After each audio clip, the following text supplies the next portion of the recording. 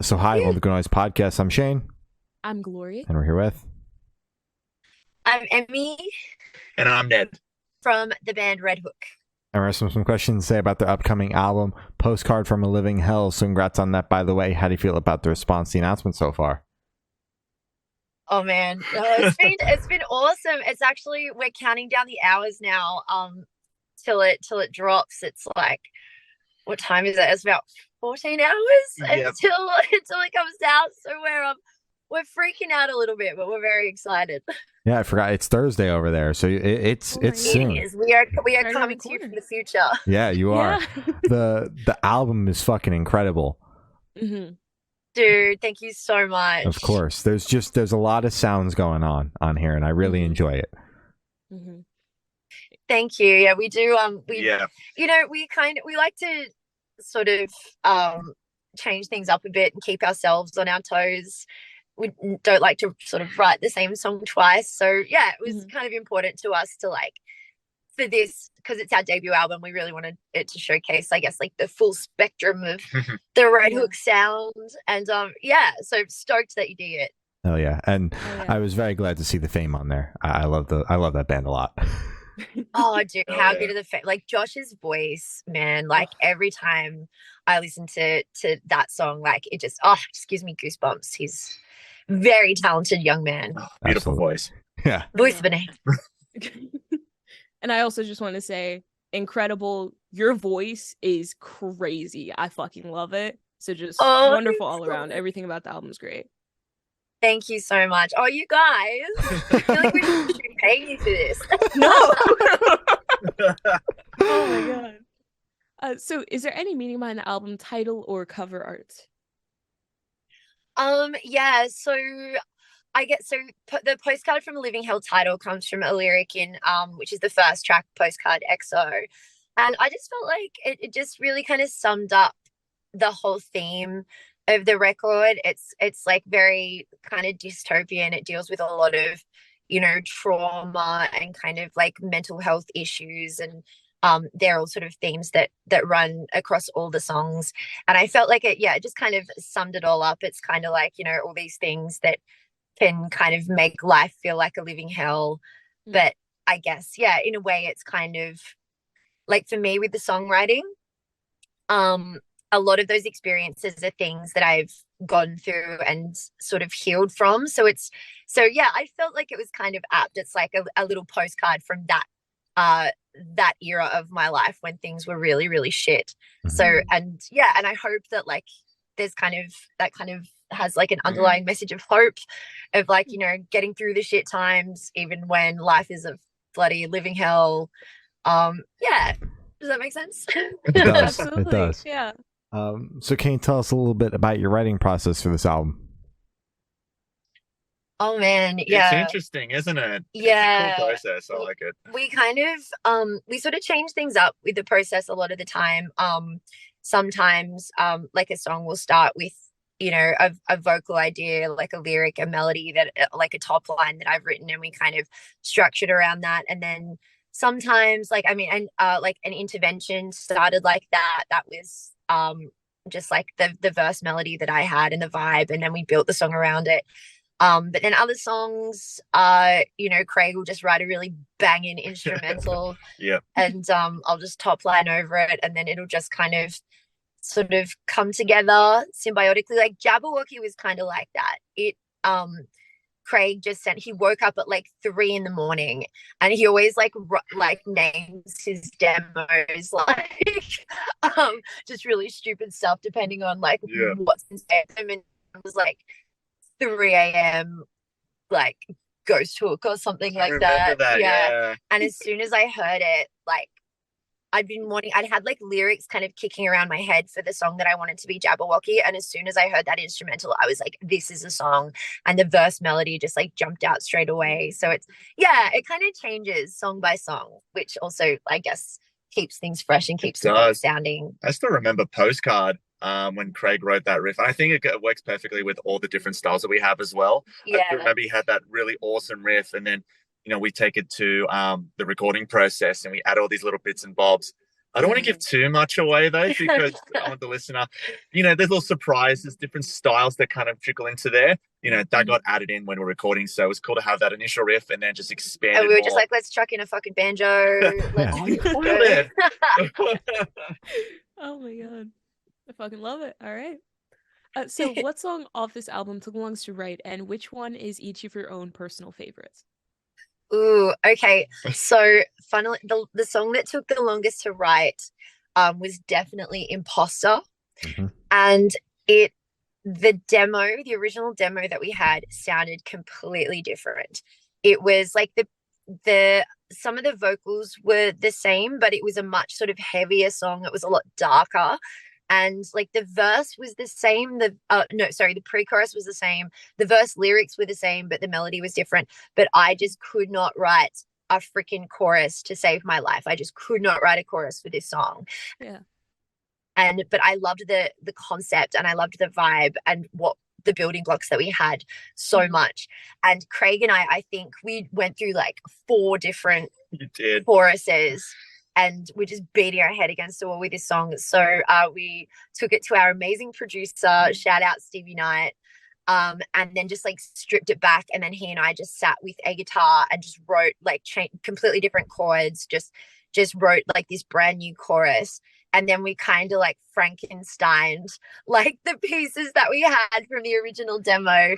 And it was like, that one was frustrating and it took forever, but once we got it like, yeah, it's my, I'd say, equal favorite song of the album, Imposter. Yeah, it was like all the pain was worth it to get to that end. All right. What's your favorite song? I don't even know what your favorite song. Oh, jeez, I think it's Postcard. Postcard, yeah. That track, it just has everything I love. I can't say no to that, and it's so much fun to play live too. I love Postcard too, only because I get to like wail like the dirty blues melodies, which like nobody ever lets me do that in RedHook. So I was like, yes. You get to have your moment. exactly. I get to have my Chris Cornell moment.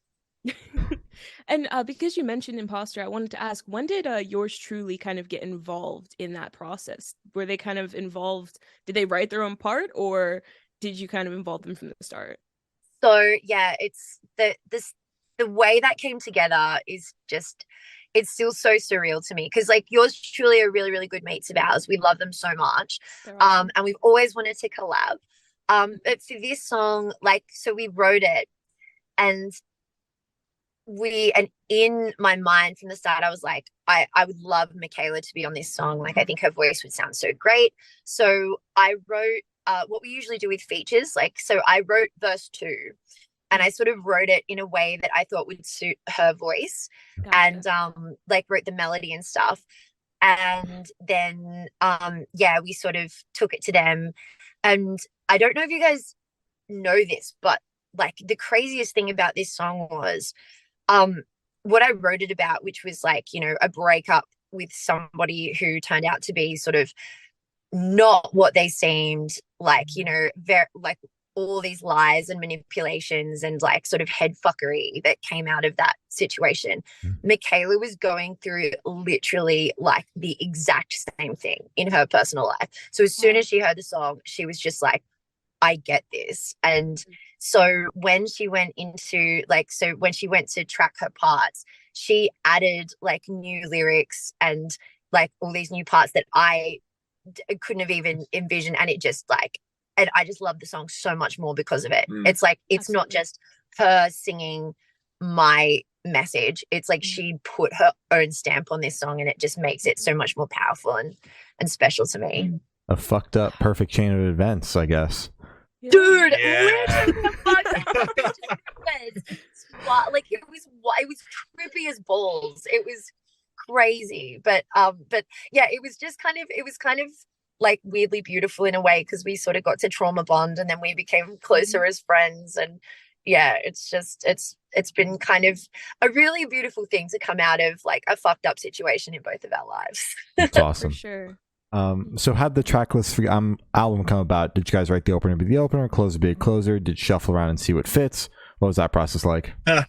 Yeah, it was like a jigsaw puzzle. We had no idea sort of going in. And it wasn't until like we came up we like fished out Yeah. Postcard from Living Hell as the album title. I was like, well, that's got to be the opener. Postcard's got to be the opener. And I think like it's weird. It's really weird like trying to like sort of structure it, especially because like you said, because a lot of the songs they sort of traverse like a large sort of spectrum of sounds under that sort of alternative rock umbrella. Like, we have like the pop punk moment in Soju. We've got like some of the like a lot of really, really heavy songs. So I think it was kind of challenging to kind of piece it together and have it flow and make sense. So you're not kind of jerking the listener around. It's like, here's a really fucking heavy song. Okay. Now here's this really pretty song.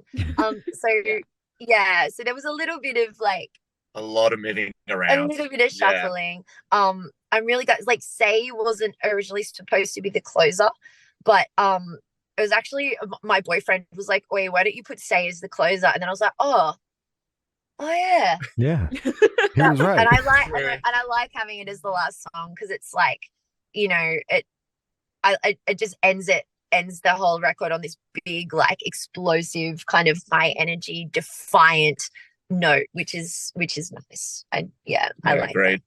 Oh yeah. Awesome. So would you guys be able to tell us where your headspace is at while you're creating this record? Oh gee God. All over the place. Yeah.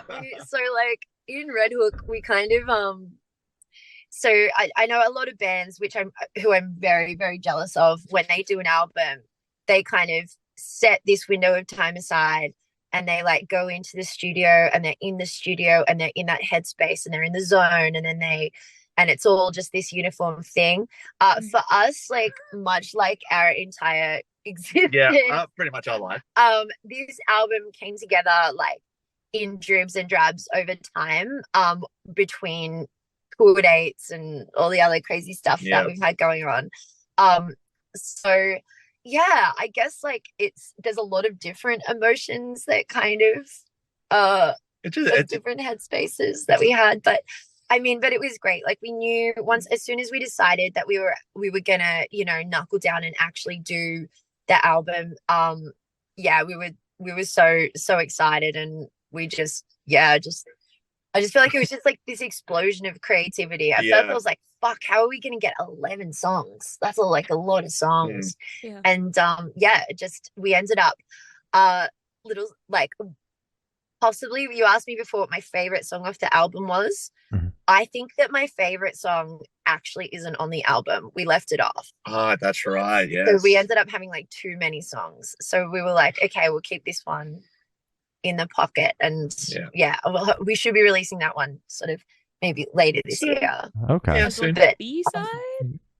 Can you? Nah, it'll be like maybe sort of holding it over to like the next next big release, the next thing, whatever that may be. Yeah, we feel so strong about it. It's a banger. It's a great song. So excited. Right. Yeah, it's Damn it. really good. But like, not to take away, but I mean, like, we left it off the album because we felt like we loved all the songs on the album as well, and they were all strong enough to like. It didn't need it. It would have been overkill to put this one on there as well.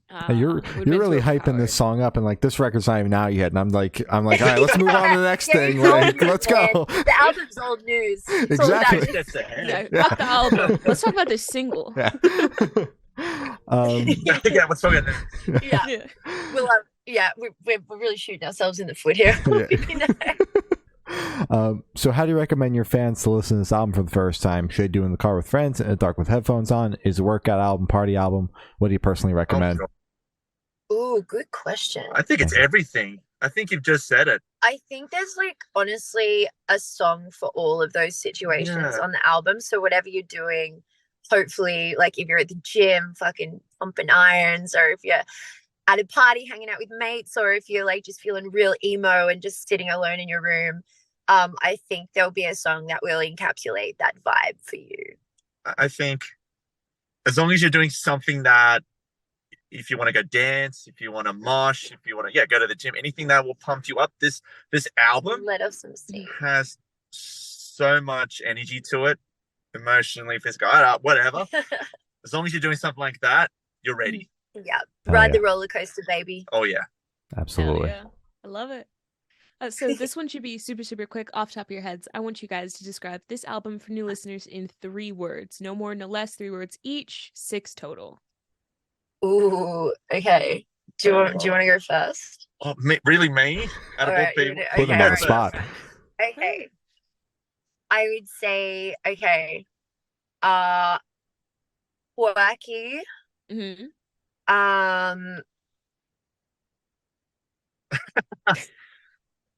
Psycho. Okay. And yeah, like energetic. There Okay. you go. Perfect. Oh God. Do you need a thesaurus? I need more than a thesaurus. Okay. Mine kind of all ties together. It's actually not 3 different words. I'm gonna say Like a haiku. kind of Okay. a perfect introduction.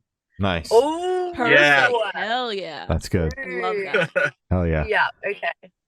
You schooled me right there, bro. So in that same train of thought, is there a certain feeling or emotion you want listeners to have while going through the album? Feeling or emotion, I guess just open-mindedness, because it is like, I mean, I think one thing that RedHook does is we do kind of like push those sonic boundaries a lot. Like there's a lot of weirdness and wackiness and kookiness in there, and I think if you're the kind of person that doesn't, like, as long as you're not the kind of person that's like, not like, I only listen to music with fucking heavy breakdowns and like, or if you've got an open mind and you're just open to like good songs regardless of the genre, and if you do love yourself some sort of heavy music on the heavier side, I think you'll enjoy this. If you're the kind of person that likes things to be very traditional and to be in like a, for songs to have a specific structure and to always have a breakdown, you might not dig it as much. But do you know what, I should have said fun for the words. I think the album is really, really fun, even though a lot of the songs are lyrically and thematically quite dark and confronting. One thing I love about what we've achieved is, I think, those dark and heavy themes, like there's still an element of fun and defiance and positive feels to the way that we express it musically. So yeah, just have fun. Hell yeah. All right. Perfect. All right. So are you able to talk about any particularly challenging or standout moments from the creation of this album, positive or negative? Yeah, for sure. Well, for me, the thing that comes to mind most of all is the song Jabberwocky, which was a very scary song to write and an even scarier song to release, because that song was the first time that I'd ever spoken openly or like even really like addressed within myself like a very traumatic thing that happened to me, which was being sexually assaulted on RedHook's first overseas tour back in 2019. And it was weird because before I sat down and wrote this song, I hadn't even told my family about this. Like I had only, like, the boys in RedHook all knew because they were obviously there, and like some of my closest friends. But from going to being so secretive and so scared to talk about that to anybody, to suddenly writing a song about it and talking about it publicly on stage, in the media, on social media, was a very, very big and scary thing.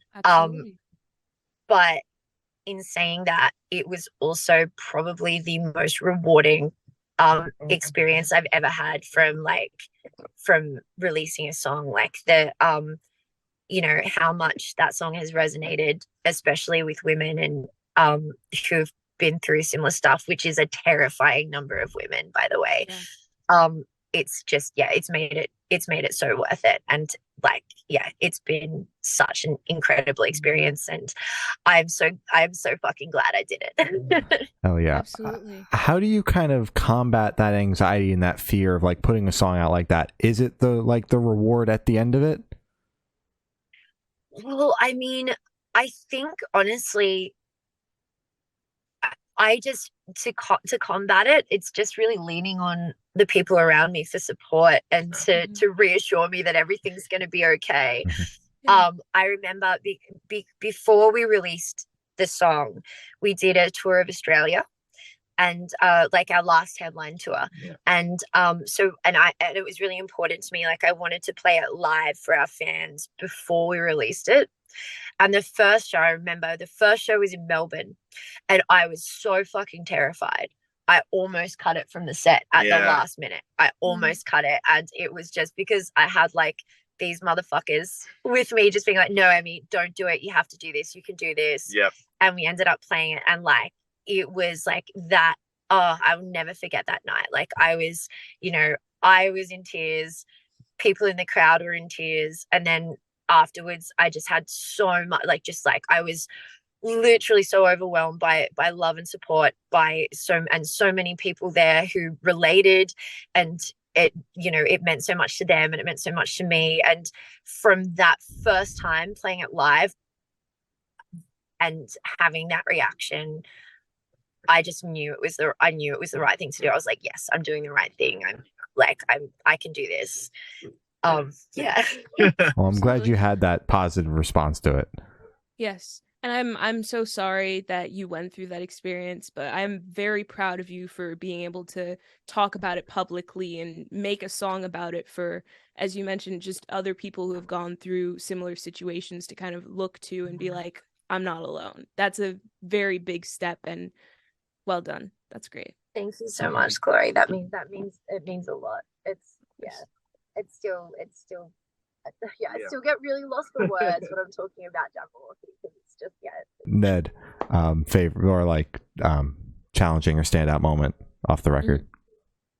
Jeez, I think just the overall, just like the moments of like being on tour and then like flying back home the next day and going straight into recording, just doing that whole process was the most challenging. It was wild, like switching gears like that, going from like, we literally, like, I think we had this crazy week at the end of last year where we were like, for good things. I was like studio all day, straight to the airport, played a festival, flew to another state, played a festival, flew to another state, played a festival, flew back to Sydney, straight to the studio.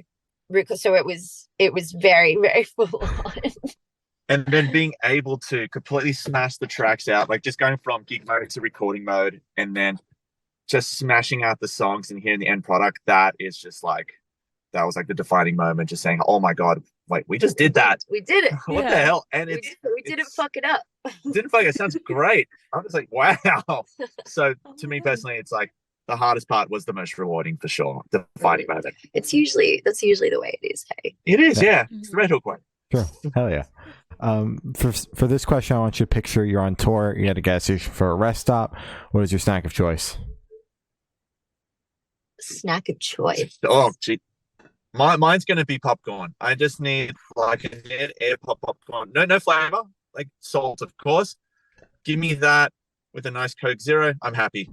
Dude, I'm so disgusting. I love. So I don't know if you guys are even going to understand this term, but like, do you know what I mean when I say like a servo pie? Is that what like a Australian is that like fuck a single is that? serving? Yeah. Oh, it's like, that's such an Australian thing. Hey, so, it's massively Australian. All right. So a servo is like a gas station, like service station. So we say like, go to the servo and just get like a filthy servo pie, like a gas station meat pie, like tomato sauce, ketchup, I guess. Yeah. So I'm just looking at this right now. Like, I remember American gas stations, and like, I know those do not exist. They don't have pies at your gas stations? No, they do not. But that's sacrilegious. But where do you get your pies from then? Nowhere. I don't think we have pies like that. No, but I think Oh, the service man. stations are better in America. Oh my God. I think I can live off sheets. Really? Like, Oh, that's fair. That's fair. like if I have to get that, I'll go like a 1 a.m. burrito. Okay. Wow, That's that's a my very snack. controversial thing to say, though. Like saying that American like gas stations are better. Usually, we get the exact opposite. People are like, "Okay, your gas stations suck ass, Mhm. but ours are better." So I'll give Really? you Wait. this. Yeah, that's usually the response. I mean, obviously, like not Wow. phrase like that, but yeah. Ned, I do appreciate Interesting. the Sheets love though. I went to a Sheets from the first time. They're not like on the East Coast. I was inland in Pennsylvania and got to go for the first time. I think it's better than Wawa personally. What the fuck? Bro, I don't know. The Ooh, sandwich is just okay. better. I don't know. Whoa! And they I've got the read pretzel so and much, they got I the have no pretzel idea roll. what any of y'all are talking about. Sorry, Emmy. Whoa! He just switched up on me. We've been a Been to Wawa only America, but I want to podcast. go so bad. Dude, you got it. And when you come here, you got to try my Wawa God. and you got to try Sheets because it's a little battle over here. Dude, when we Yeah. finally come to the US, I'm gonna I might start up like a new Instagram account just to review all the gas stations. I I'll would be follow ready. that immediately. I That would would love be that. that would be a great TikTok account. That's all I'm saying. Yeah. Dude, yeah. All right, we'll get patent pending. Patent pending. All right, Oh, nobody hell else yeah. take it. So on the topic of food, if the band was a dish, what dish would the band be and why? Oh, dude. Ooh, That's hard. that's a hard one. Mm-hmm. I'm trying to think of a metaphor here that Yeah. makes sense. Okay, can we be like a bag of Skittles? All the colors of the rainbow, baby. All the colors of the Yeah. heavy rainbow. I'm gonna stick with that. Okay. A bag of Skittles. Bag That's of cool. Skittles. Do you That's do you, fair. do you approve of that, Ned? Yeah, I think I this is controversial again, but we're not eating it. I don't like Skittles. I don't like Skittles either. Sorry, Skittles. I just thought it was a good metaphor. You know It's a what, this great interview's over. metaphor, so we're gonna take that as a win. Yeah, the black Skittles are the emo ones. There are black That's me. Skittles. Are there black Skittles? No, but now for this there is. All right, in Uh-oh. my metaphor, there are black Skittles. Okay, I didn't know if that Okay. was like an Australian thing too. I was like, y'all got I black was Skittles. like, That what the sounds hell you guys crazy. got going on over there?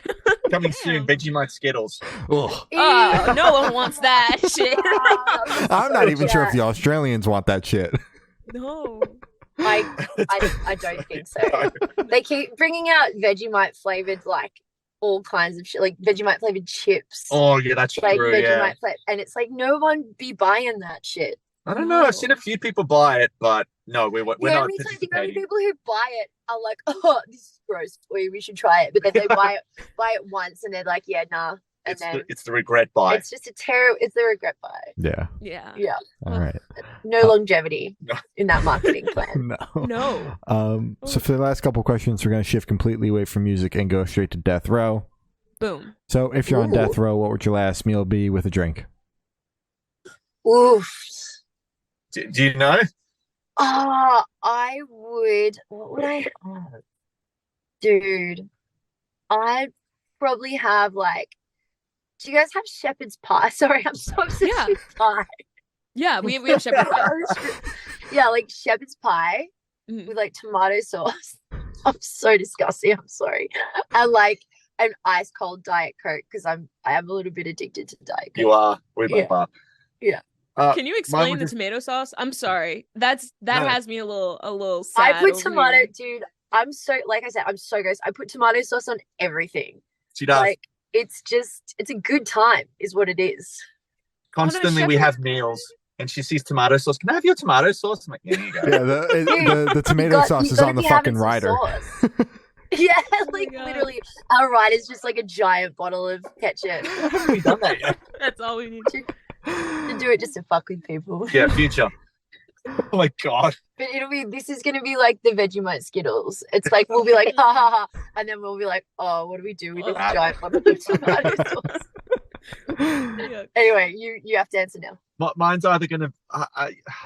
Nah, you know what? It's just gonna be a seafood buffet. Just give me one of those. Yuck. What?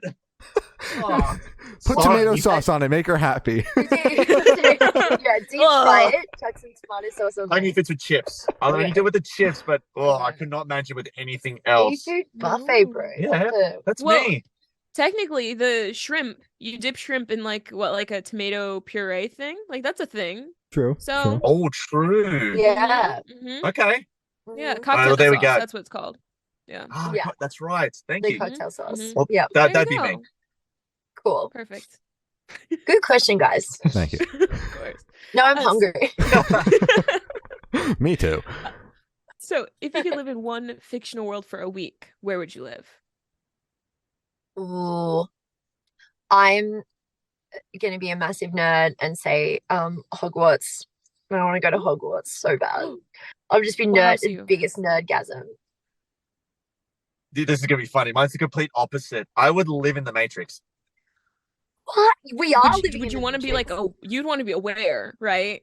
Yeah, that's not. Yeah, I want to be fully aware. I want to be Neo, so I have all the powers and Hell everything. yeah. Like, imagine that. Oh, you can like change stuff with your mind. Yeah, it's the ultimate cheat code. Like, basically, I can do whatever I want in the Matrix. It'd be awesome. So, Exactly. 100% that. Plus, you're Keanu Yeah. Reeves, so it's like you can't lose. Oh, see that's the other advantage. I would be Keanu Reeves. Like, who would not want to be Exactly. Keanu Reeves? Exactly, Oh. right? I've been saying this shit. Yeah. Hell yeah. Yeah. Oh yeah. Perfect. Is it straight up Fox? So I have non-investing. Last question. Every single person that we've spoken to have said that it is the most important question. What's your favorite Okay. color? Oh, you gotta look. It's in the name.